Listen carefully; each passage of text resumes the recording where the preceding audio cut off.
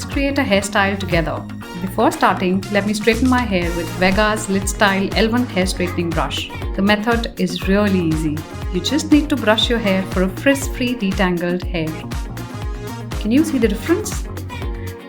Now using the Vega long head tail comb, let's start parting the hair from the middle. Take one section, start twisting from the front and twist it till you reach behind your ear and secure this with a bobby pin. Repeat the same process for the other side. Now secure the hair on the back of your head with a bobby pin. Make a pony with the rest of your hair. I'm using a rubber band. Now divide your hair into 3 equal sections and make mid ponytails with each strand. Now the fun part. Take one hair section and make a loop.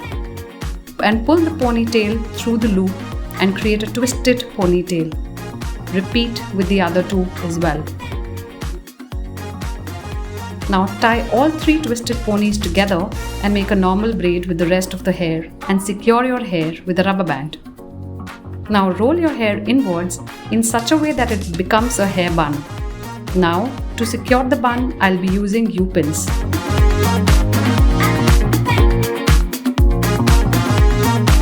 Adding this beautiful Gajra with the help of U-pins.